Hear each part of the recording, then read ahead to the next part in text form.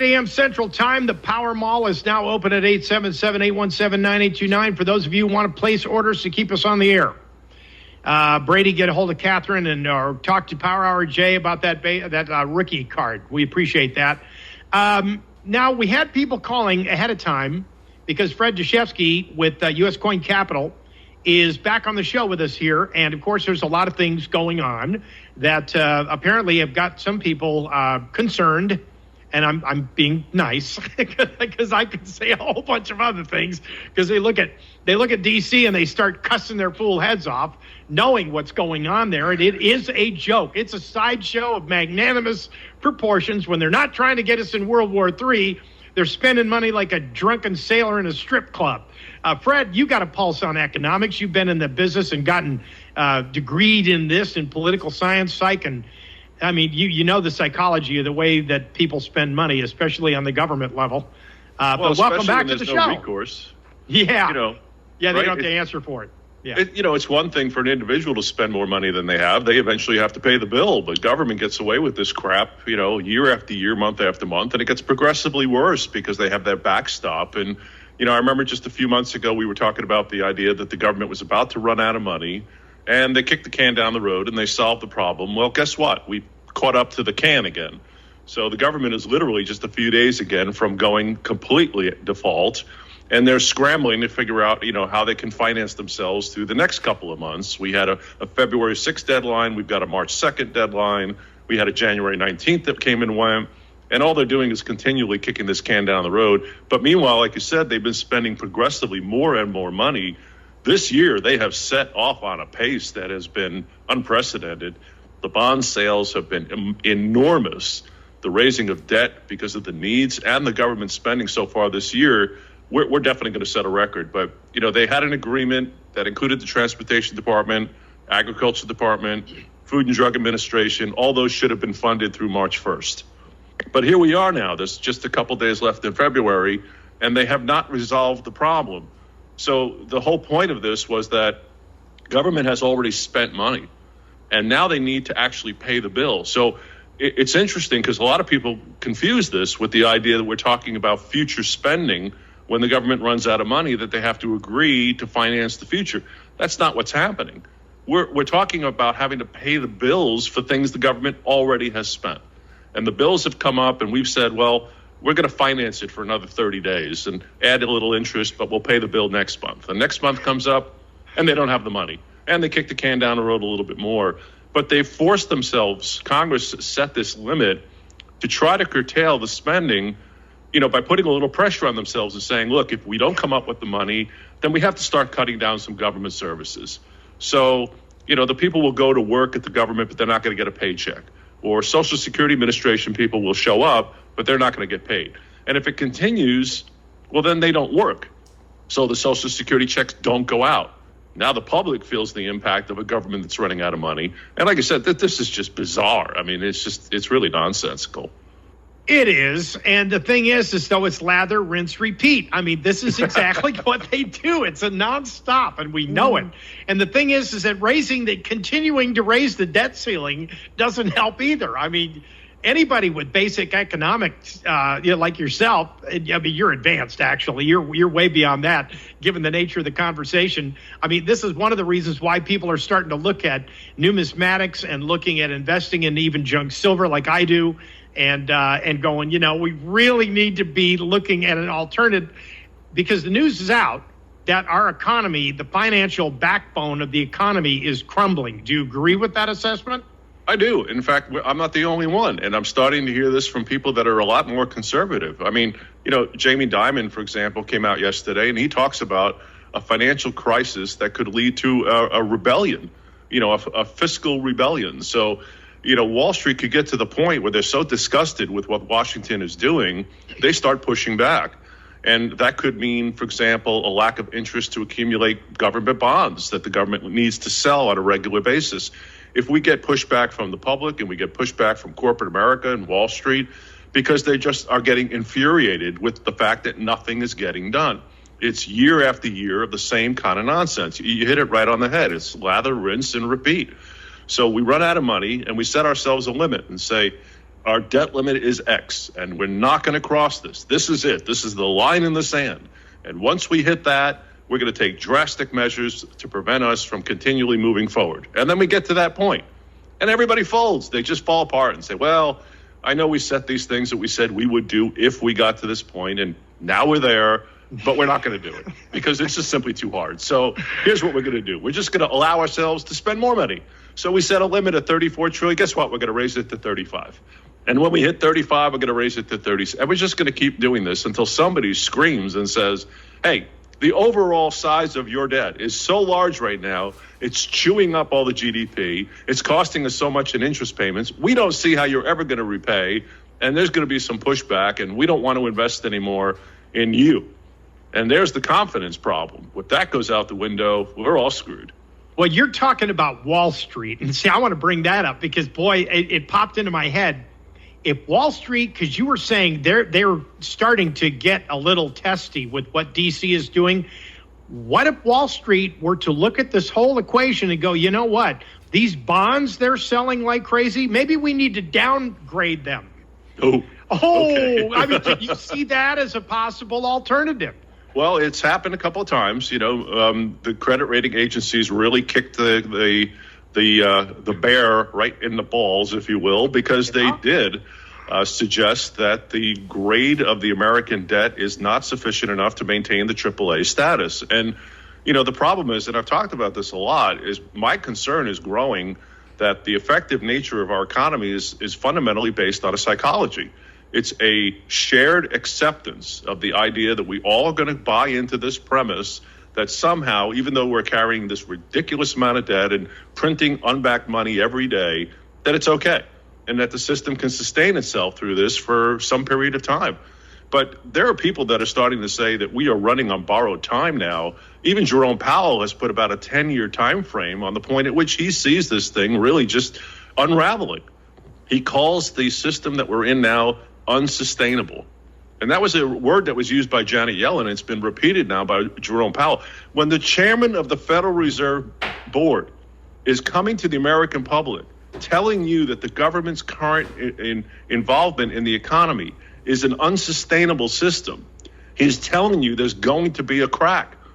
And the crack is going to affect everybody, because if we all are buying into the psychology of the value of a paper dollar that's unbacked, if that psychology breaks and the credit rating agencies review it and say, you know, we don't provide the AAA, now it's maybe just double or AAA minus even, that downgrade is going to have a huge impact on the ability of the government to continue to push that debt out to the world. And if Wall Street and the general public and the other countries around the world lose that confidence, we will not have the ability to push these debt instruments into the open markets. That means the government can't raise the capital they need to finance themselves. Then what is going to happen? We're going to have a real fiscal problem. Well, the thing is that I think you and I both realize that, you know, you can only kick the can down the road so much, and then everything, it's going to be a train wreck. And it will happen. It's just a matter of time. And this is one of the reasons why people are now turning to the kind of market that you deal in, and that's junk silver and gold and your St. Gaudens, which we've talked about on the show before. But speaking of gold and St. Gaudens and everything else, one of our callers ahead of the show, which I talked to you about before, mentioned something that Roosevelt did by executive order. And basically he said, you know, I'll give you $15 for your gold or whatever the case may be. I forget it was by the ounce or whatever. But he made this promise, and it was done by executive order. And the rest, all of America bought into this thing, but it was only meant for D.C. What do you know about that? Well, here's how it started. So the executive order comes down, and basically it requires that the American public turn over their gold coins. The balance of the financing for the government in those days had reached a critical level.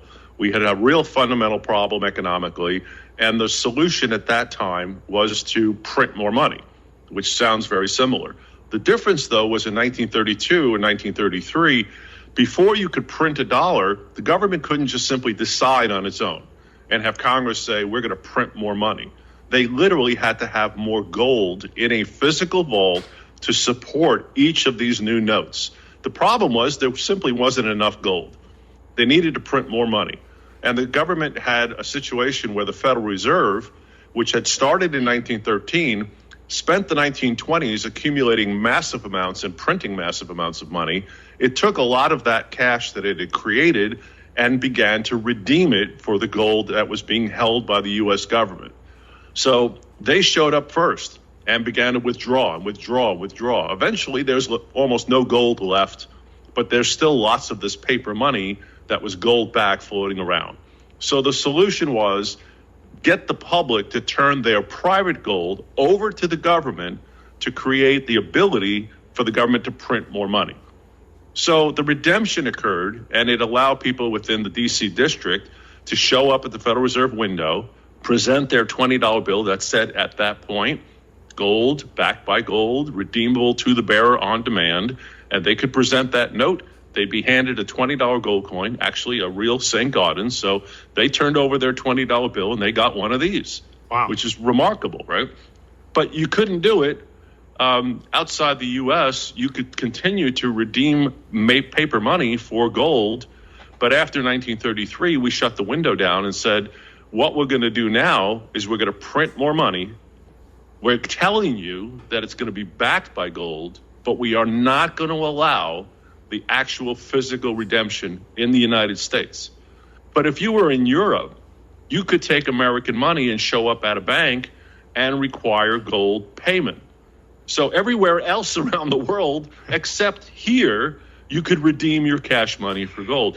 It was a very strange system, but the pitch was, if you will, and remember how we've talked about the way that they always come up with some sort of rationale. You know, they have to come up with a method of trying to sell these ridiculous concepts to the public.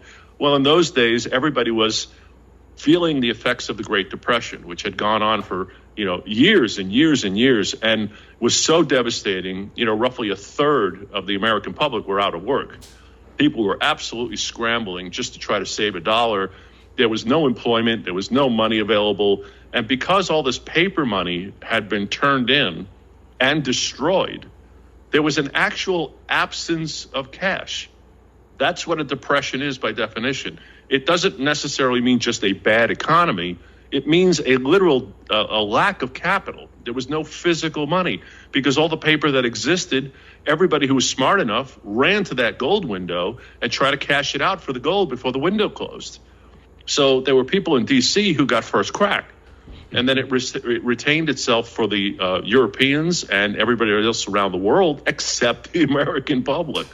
But the pitch was this would resolve the Great Depression because it would create an environment that allowed the government to print more money, to then circulate it into the economy, stimulate economic activity, and get the economy rolling. And believe it or not, it did work. But it was a scheme. Well, because it cost us the gold standard. Yeah. So, it's like, okay, we get out of the depression and we get the economy moving forward, but here's what we're left with. Now you have a paper note. Now, again, remember, they had promised that this was a gold-backed note that we were still using. You just couldn't ask for the actual gold anymore. So we're told that there's gold backing these notes. But anybody who did the math could realize by the mid-1930s, they had obviously printed a lot more money than there was gold in reserve. There's no way they had enough in gold supplies to match what they had printed. And they continued to do this through the 1940s. Now, of course, when World War II broke out, it really changed everything because, wars cost money. And in a wartime, everybody's psychology shifted. So they came out with the whole pitch of the war bonds. You had all of these actors and you had very, very prominent people out there basically pitching the American public, here, help us out, pay for the war, buy these war bonds. So we were able to get away with the problem for 5 or 6 years, because there was a war effort. And again, the public is going to get behind that sort of thing. Even now, that we still see that. We have this Ukraine war, we have the wars going on in the Mideast, and the public gets behind it because we accept the notion that this is somehow in the long term beneficial for all. But the costs are huge. And by the end of the World War II, there was so much money that had been printed that the idea of retaining this gold standard started to look a little flaky, but they kept it, and they kept doing silver coins. But by 1964, they kind of gave up the ghost and said, well, here's what's happened. We printed so much money. We've inflated its value so much that we can't really create a silver dime anymore for 10 cents. It's going to cost us 15 cents worth of silver to mint a silver 10-cent dime, which means the public could take that 10-cent dime and melt it and get 15 cents worth of metal out of it. That's not going to work. So the silver came out of the change in the 60s. And then by the time we hit 1970, we were at a point where we couldn't even pretend around the world that we had any kind of standard against the U.S. dollar. And that was the end of the metal reserves, which is why I come back to the idea now that if our government will not provide us with anything backing the money that they print and we have to use, it's up to the individual American citizens to buy their own gold and silver and get physical possession, because if the government won't do it for you, it's left to you to have to do it for yourself. Right, but the thing I'm looking at, too, is there's been a lot of back-channel news out there and stories about governments under accumulation trying to get more gold in their reserves because they want to go to a gold-backed standard to rather support their own currencies. I mean, do you hear that happening? Quite a bit. Most of the industrialized countries around the world have been trying to aggressively accumulate large quantities of gold, and the buying by central banks around the world has been increasing to record levels. So, I see this as a lack of confidence in their own currency. If you had a currency system and you were comfortable with it, you wouldn't be looking to hedge your bet by buying gold. You'd be promoting your currency. But since everybody is looking suspiciously at every currency around the world, and, again, we are the best of what's out there, which is pretty scary. If we're the fundamental strongest of all of these currencies that are floating around, and we're 34 trillion in debt, and we don't have anything backing our money, it creates a kind of environment that the whole system is really kind of flaky. And, well, if you were in charge, you might say to yourself, I think it's probably a smart idea that we start accumulating some solid real money, real actual physical wealth. And I hate to say it, but paper money is really not money. No. It's just a note. Gold okay. Gold is money. You can say it so it's not. Okay. It's legal tender for all debts, public and private. Sure. See, but Fred, it's the will of we the people. And when we the people start getting sick and tired of this nonsense, when we look at this, I mean, you go to the average clerk at Mickey D's and ask him if he accepts Federal Reserve notes for payment, and he looks at you like a deer in the headlight. It's like, no, you see, no education. We had a running joke, before my partner passed away in 2019. Yeah. Oof, wow, time flies. We were young kids in the 80s, 70s, and 80s, and we used to go to stores, and as a joke, we would just say, hey, do you guys take, cash? And they'd laugh, and they'd go, well, of course we take cash. Nobody ever said no. Nobody thought that was anything but a joke. There was no hesitation. The laughter came immediately. You do that today, and you actually get a serious response from the people you ask of them. Will you take cash? And some of them will say no. They opened a restaurant here recently, and it didn't do anything. It would not take cash. All they will take with credit card payments or electronic payments, will not take cash. And I looked at the guy and I said, okay, you're really going to run a business in America and you will not accept these paper notes that are printed by your government? He said, nope. It's like, wow, that's interesting. But more and more, when that question is posed these days, people have to stop and think. Do I accept? Yeah. And I raised the question, why? Why do you take that $20 bill as payment? Well, in the end, we've talked about it. It's always good for payment and taxes. So we know there's an end user at some point. Yep. But it's a game of musical chairs. We're all kind of shuffling around and hoping somebody doesn't pull the plug on the music and leave us without the chair, because somebody is going to left standing and there won't be someplace to sit. And I don't want to be the last guy holding that last paper note, trying to redeem it for something when no one will accept it as value. I don't believe that people need to diverse themselves of all of their paper money. But I think if you're not hedging your bets with at least a portion of your own capital in sound money, in actual physical gold and silver that you have possession of, you are now experiencing a problem that's going to get progressively worse. Because this kicking the can down the road nonsense, I don't see it ending. And no, it's going to come to an end. Even no matter who gets elected, I just don't see that there's any political way to maneuver around not continually doing this. And the thing is, too, is that little St. Gaudens you were holding up in your hand, if it's worth $2,100 or something, and your tax bill for your property tax is $2,100, that property tax or the assessor, the collector, the tax collector is not going to take that St. Gaudens and go, oh, well, that'll satisfy the debt. They're not going to do it. They want paper money, or they want a check. They want M1, M2, or M3. They don't care about that. See, the thing is, in the real world, folks, when we the people start losing faith in the government, which I think a lot of them are now, in November, they're voting for the lesser of two evils no matter what, because they don't like what's going on. They don't like inflation, but yet the value of gold and silver coin is going up. So I would think now is the time to start buying this stuff up like crazy. Absolutely. And a very interesting thing has happened. I've mentioned a couple times. There's a small premium value on junk silver coins, right? So you take a silver quarter or silver dime and you weigh it, how much pure silver is in it. A $50, for example, a 50-cent piece in the U.S. that's silver, 1964 and earlier.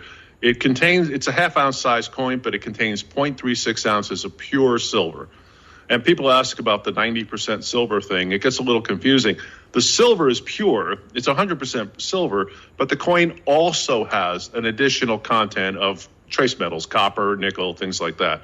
So the total composition of the coin is 90% silver, 10% other metals. If you just melted the pure silver out of a $50, you got almost $9 worth of silver content. You can buy that coin today for about $10. You're literally paying $1 more than the metal the thing is made of, yet it's legal currency, issued under the United States Constitution. It has not been made since 1964, and they can never produce another one. Yet you're paying next to nothing more than the metal it's made of. Thank you, Fred Dashevsky. USCoinCapital.com, folks. We're out of time for today, but guess what? Tomorrow, we will be back with more news and information for you here on the Power Hour. Fred Dashevsky, God bless you for the work you're doing. We appreciate you. See you tomorrow. Great to see you.